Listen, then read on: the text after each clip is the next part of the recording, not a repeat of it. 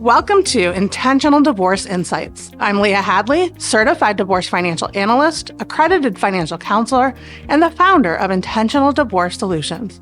I'll be your guide through the complexities of divorce, finance, and emotional wellness. Join me as we uncover practical tips and empowering insights to help you navigate your divorce with clarity and intention. Hello, and welcome back to Intentional Divorce Insights. I'm Leah Hadley, and today we are tackling an issue that is really important for many of you: how to take control of your finances after divorce when you're 50 or older. I know this isn't where you expected to be. You may have envisioned growing old with your spouse, traveling together, or enjoying a shared retirement. But now your financial future looks very different. And if you're feeling overwhelmed or uncertain, let me tell you, you are not alone. Divorcing later in life does bring unique financial challenges. You may be wondering, will I have enough money to retire? Can I keep my home, or is it better to sell? What should I do with my investments now? How do I make sure I don't outlive my money? These are big questions, and I want to help you answer them. That's why I have created a very special workshop, Divorce After 50, Protecting Your Retirement and Securing Your Future.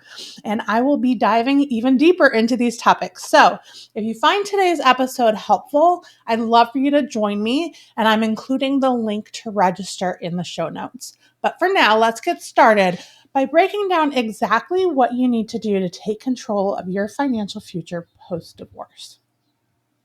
Now, let's start by acknowledging that that divorce after 50 is different from getting divorced earlier in life.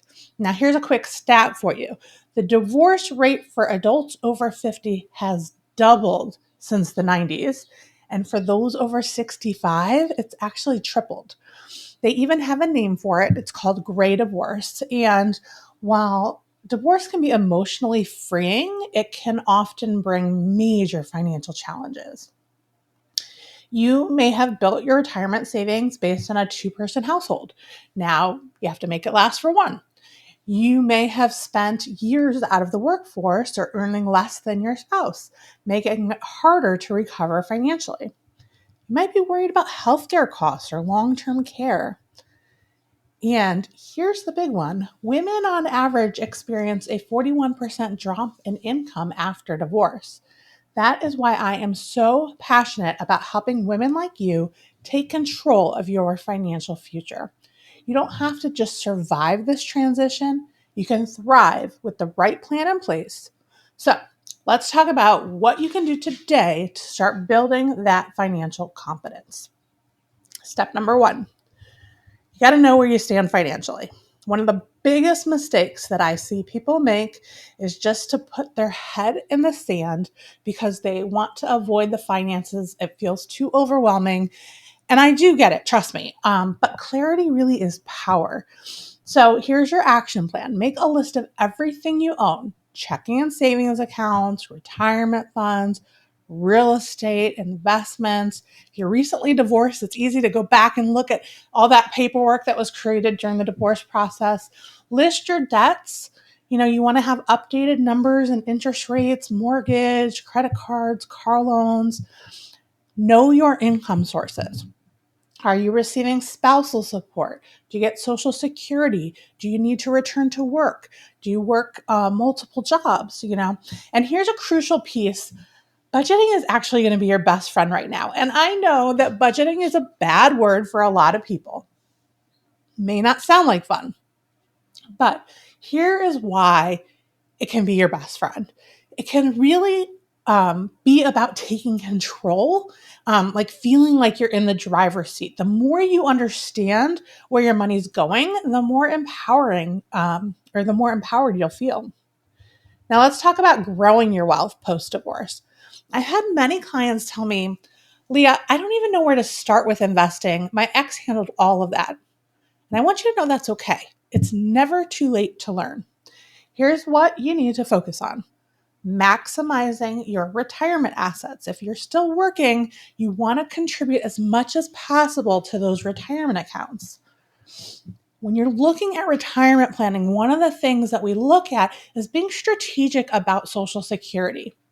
And there are some benefits that you may or may not be aware of from your ex-spouse. So, looking at all of these things to really maximize the available income to you in retirement. And this is an important one, and I've done a lot of discussion about this one in some of my past workshops. So if you've attended those, hopefully you've walked away with this. But investing for growth, not just for safety, is so important. If you keep all your money in savings, you may feel secure, but investing wisely actually helps your money to last longer. And I can go into a lot more about that, but it really is important that you have a great investment strategy, that you're sticking with it, and that you really are growing that well, so that way you can keep up with inflation and don't lose purchasing power. Now let's talk about one of the biggest financial decisions you may need to make post-divorce: where you live. Should you stay in your home? Should you downsize or consider a completely fresh start? For many women, the family home represents security, it's stability, it could be memories. It's where you raise your kids, hosted holiday dinners, and built a life, quite frankly. And I completely understand why the thought of selling it may feel overwhelming or even heartbreaking. But here's the reality. Your home is not just an emotional space, it is a financial asset, and it is important to treat it as such. So I want you to ask yourself these key questions before making a decision about your living situation. Encourage you to ask yourself these essential questions. Can I comfortably afford the mortgage, property taxes, and upkeep? Now, even if your home is paid off, the cost of maintenance, insurance, and property taxes can add up.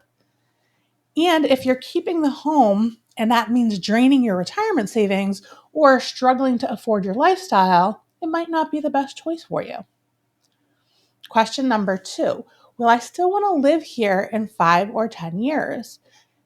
Think about your long-term needs, not just short-term. Is your home too big for you now? Do you want to deal with stairs, yard work, ongoing repairs as you get older? Take some time to think about what the future holds for you. Am I staying because of emotions or because it makes financial sense?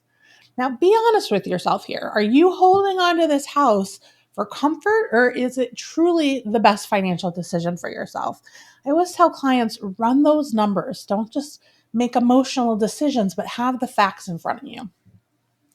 And of course, if you do sell, you want to see what your other options are, or even if you're considering, what are your other options, right? Downsizing doesn't mean giving up your independence. It can mean actually gaining financial freedom if cash flow is tight if you stay in the marital home. Would you prefer a smaller home, a condo, even renting for a while to give you some time to decide what you want to do next? If keeping your home is truly the best decision for you, then take steps to ensure it remains a secure and manageable place for you. And that means you want to have an emergency fund because, let's face it, unexpected repairs happen. So set aside money so a broken furnace or a roof repair doesn't derail your finances.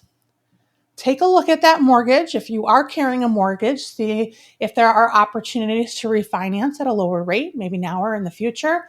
And consider, is there space that you could rent out from your home? If do you have extra space, maybe a spare room, or some people actually have like a whole separate unit that they're able to rent out. If downsizing might be the smarter choice for you. Now, I will say many of my clients will initially resist downsizing only to tell me later that it was the best decision they ever made. And I'll tell you why. Because they no longer stress over mortgage payments. So it's a cash flow thing, right? If cash flow is tight, and they have been able to increase their cash flow so they have more money coming in, less expenses every month. It's just more comfortable, right? They have extra money from the sale to put towards things that might be important to them, like retirement or travel or, all kinds of things. They feel a huge weight is lifted by no longer having to maintain a big house. So you can think of downsizing as a fresh start, a chance to create a home that reflects the new you and supports your financial security. Beyond housing, this is also a time to reevaluate your lifestyle. Are there things that you're spending money on out of habit that no longer align with your new life? So I often work with people on looking at subscriptions and memberships. Are you paying for things you don't use? Gym memberships, streaming services, clubs that maybe made sense when you were married, but maybe they don't now.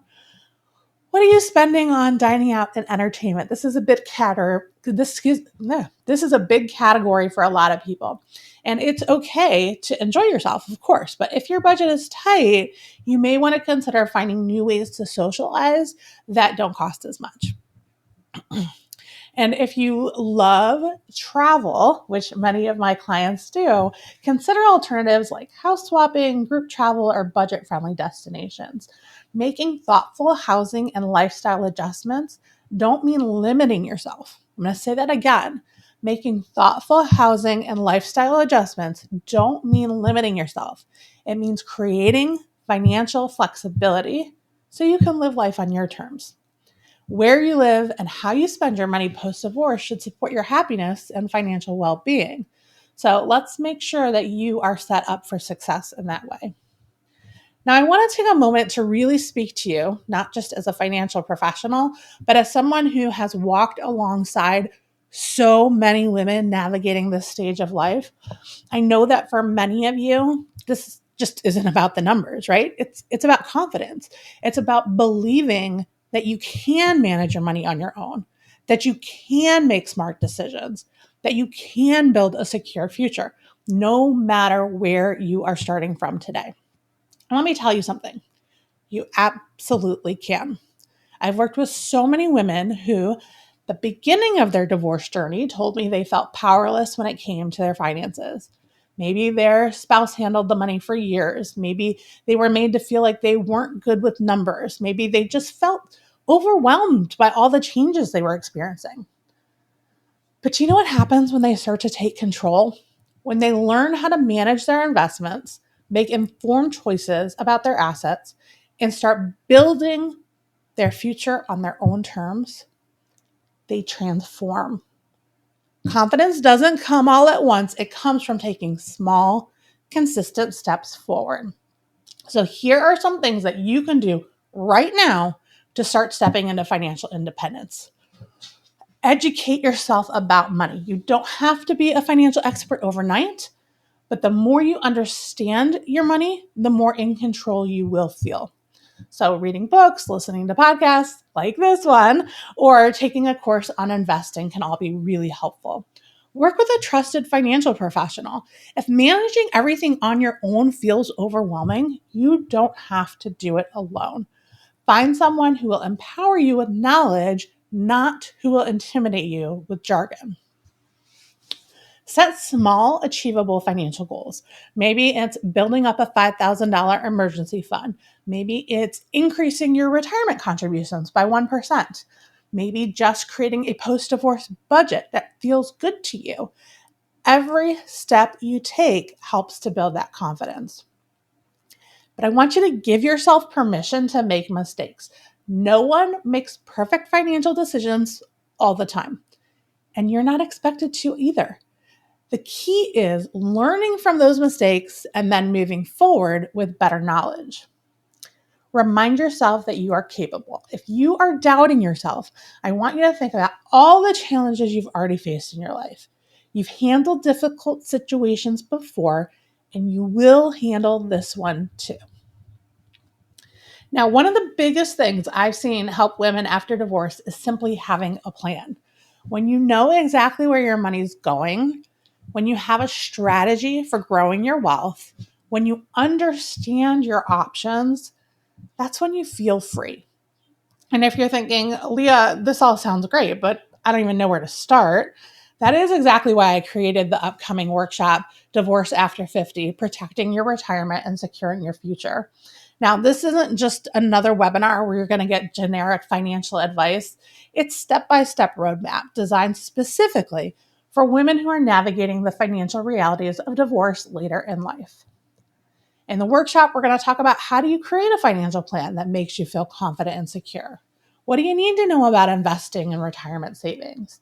How do you make smart decisions about housing and lifestyle adjustments? The biggest financial mistakes that women make post-divorce and how to avoid them. And mostly, how to move forward with clarity and confidence.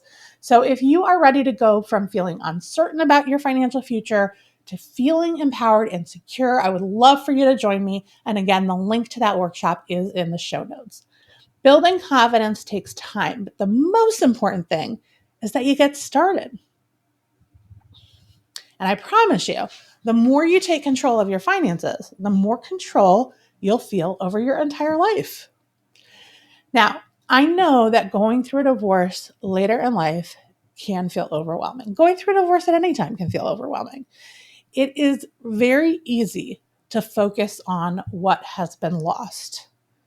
The retirement plans you envisioned, the shared financial responsibilities, the security of knowing there was a second income in the household. But here's what I want you to take away from today's episode. You're not starting over, you're starting fresh with wisdom, experience, and the ability to shape your financial future on your terms. So let's quickly recap what we covered today. You want to know where you stand financially. Take the time to inventory your assets, your liabilities, your income, and your expenses. Remember, knowledge is power. Be intentional with your money, whether it is creating a budget, making investment decisions, or adjusting your retirement plan. Every decision you make now will impact your future security. Think critically about where you live. Your home should support your financial goals, not hold you back. And build that financial confidence. You don't have to have all the answers right now, but you do need a plan. And remember, financial security isn't just about money. It really is about peace of mind. It's about knowing that you can afford to live the life that you want without fear of running out of resources. It's about feeling confident in your ability to make financial decisions, no matter what life throws your way. Now, I know this is a lot to take in, and you might be thinking, whoa, Leah, I can't do this on my own, but I don't expect you to. Remember, we do have a great workshop coming up. And if you are feeling uncertain about your financial future, it will give you clarity, it will increase your confidence, and provide you with a concrete plan to move forward. So I truly believe that education is empowerment, and I want you to feel empowered in this next stage of your life. So please do join me for the workshop. Again, the link is in the show notes. Or if you just go to our website, intentionaldivorce.com, you'll see it highlighted at the top of the page, and you can click on that to get registered. Now, even if you can't join us live, we do provide the recording to everybody who registers. So again, make sure to take the time to register. Now, before I sign off, I want to leave you with this. Your divorce is not the end of your financial story. It's just the beginning of a new chapter, and it's one where you are in control. Now, if you found this episode to be helpful, make sure to subscribe to the podcast so you never miss an episode. Share it with a friend who might need it, and leave a review if you feel inspired. It helps others find the show and get the support they need. Thank you so much for spending time with me today. I'm rooting for you, and I'll see you next time on Intentional Divorce Insights. Thank you for joining me on Intentional Divorce Insights. It's a privilege to share this time with you. I hope each episode offers valuable guidance to navigate your journey.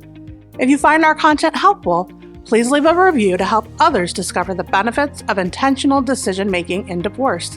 Until next time, take care and continue to embrace your path with intention.